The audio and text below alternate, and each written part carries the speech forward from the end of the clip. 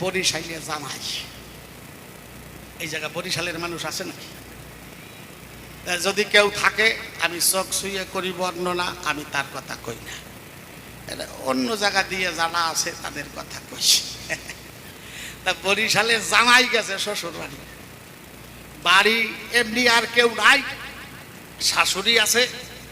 তাই দুপুরের পর পর জামাই আসছে। আগে তো হাঁটা পথ ছিল, তা জামাই যদি বাড়িতে আসে শাশুড়ি কিন্তু ভালো মন্দ রান্না করে খাওয়ানোর জন্য সব সময় একটু ব্যস্ত থাকে। তা শাশুড়ি তড়িঘড়ি করে ছোটাছুটি করে রান্না করছে।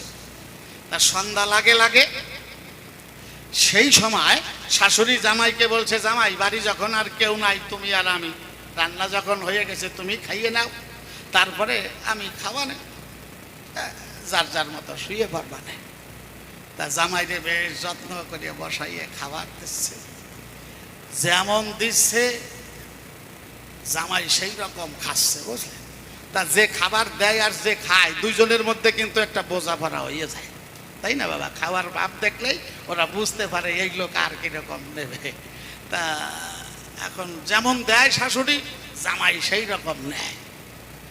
তা শাশুড়ি চিন্তা করছে, জামাইরে যে বরাদ্দে দিছি আর যে বরাদ্দে খাইছে আর কিছু হয়তো লাগবো না, থালায় যে কয়টা আছে কয়টা খাইলে জামাই রয়ে যাইব। কিন্তু শাশুড়ির একটা সমস্যা, খুব কষ্ট পাচ্ছে, বুঝলেন? একেতে গরম জ্যৈষ্ঠ মাস, শাশুড়ির কুকসিতে আছে বসিয়ে দাঁড়িয়ে, তা ওর মধ্যে ঘাম লাগিয়ে এমন চুলকনি চুল করছে, আরে বসিয়ে দাঁড়িয়ে যদি চুল কয় অস্থির করিয়ে ফেলায় না মা।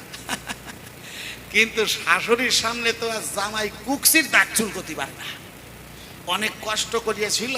তা বলছে, তাহলে জামাই তুমি খাইতে থাকো, আমি আসি। মানে শাশুড়ি চিন্তা করছে আমি একটু ঘরে যাইয়ে চুল কাইয়ে সুখ পাইয়ে আসি। তাই জামাই খাওয়ার তালে আছে আর শাশুড়ি ঘরে গিয়ে বারান্দায় আসছে জানলা ধারে। তাই জানলার থেকে রান্নাঘরে যেখানে জামাই খাইতে বসছে খুব বেশি দূরত্ব না, আগে ঘরের সঙ্গে ঘর থাকতো না বাবা, 4-5 ফুট 6 ফুট হবে। তার যে কোনো শব্দ হইলেই, আর কাঁচা ঘর হইলে তো শব্দ শোনা যায়, পাকা ঘরে তো দরজা আইটে দিলে কিছু শোনা যায় না। আরও জানলার ধারে দাঁড়াইছে। এখন আপনাদের আছে জানা, যদি কারো মশে দাঁত হয় মা, তাহলে নখ দিয়ে চুলকাইয়া শুকায় না, ওর ঝিনুক ঠিনুক দিয়ে একটু চুলকালে বেশি শুকায়। তা যার ব্যারাম সে তো জানে কি সে আরাম। তাই এই ছেলে পেলে যেমন ওই আমরা আগে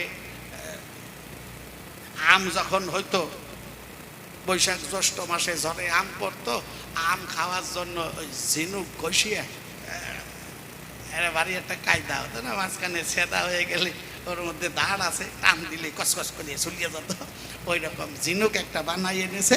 মানে ওর মধ্যে আঙুল দিয়ে ঝিনুক ধরে রাখলে যাতে ঝিনুকটা এদিক ওদিক সরিয়ে না যায়, স্লিপ না কাটে। এখন ওই ঝিনুক ধরিয়ে শাশুড়ি দাঁত চুলকাচ্ছে, করকর করকর করকর শব্দ হচ্ছে। আর বরিশালের মানুষের খাওয়ার একটা কিন্তু মজা আছে মা, মারাত্মক মজা কি জানো? যত যাই ভাগে ভাগে রান্ধুক, শেষে দুটিয়ে নারকেল কোড়া দিয়ে না খালি বরিশালের মানুষের খাওয়াটা কেমন মনের মতো হয় না। তাই শাশুড়ি যখন করকর করকর করে দাঁত চুলকাচ্ছে, জামাই শব্দ শুনে ভাবছে এই তো শাশুড়ি মা আমার নারকেল কোড়াচ্ছে। এখন জামাই খাওয়া গতি কমে গেছে, থালায় যা খাবার ছিল অর্ধেক কয়টা ঠেলা দিয়ে পাশে রাখছে, আর অর্ধেক কয়টা টাইনিয়ে দুইটা একটা করে আড্ডাতে আড্ডাতে খাচ্ছে। মিনিট 10-15 শাশুড়ি চুলকাইয়েই যাচ্ছে করকর করকর করিয়ে। জামাই চিন্তা করছে করে কি মায়, একসাথে নারকেল কোড়াইয়া আমারে চাপা দিব নাকি? আগে কোড়ানো টুক দিয়ে গেলে তো আমি খাইয়ে সুখ পাই, পরে আবার নয় এই একবারে কোড়াইয়া মনে হয় আমার এই চাপাই দিয়ে দেয় নাকি। শাশুড়ি চিন্তা করছে জামাই ওঠে না কেন, যে কয়টা ভাত দেখলাম এতক্ষণ তো উঠে যাওয়ার কথা, জামাই যে মোটে ওঠে না। এখন চুলকাইয়া একটু সুখ হয়েছে, তা ভাবছে দেখি আরো কিছু লাগতেও পারে। আর ওই শাশুড়ি ঝিনুক হাতেই ভরা রয়েছে আঙ্গুলের মধ্যে, ওইটা নিয়ে আইছে। আসিয়া দেখে জামার থালে এই কয়টা ভাত, তার থেকে আধা কয়টা পাশে থুয়ে দেয়, আদা কয়টা নিয়ে আগদাতে খায়। শাশুড়ি বলছে, ও জামাই তোমার খাওয়া হয় নাই, উঠবা না? জামাই কয়, মা উঠবো, তাই নারকেল কোড়া দিবা না? শাশুড়ি কয়, জামাই আমি নারকেল কোড়া পাবো কোন জায়গায়? কয়, পাবা কোন জায়গায়? তো এতক্ষণ করকর করকর করে কোড়াই লেখি। শাশুড়ি কয়, জামাই যে নারকেল কোড়াইছি ওটা তোরে দেওয়ার কায়দা নাই। মনে আছে বাবু, যদি কোনোদিন সুযোগ পাই তাহলে তোর বাবারে খাওয়াইয়ে দেবো।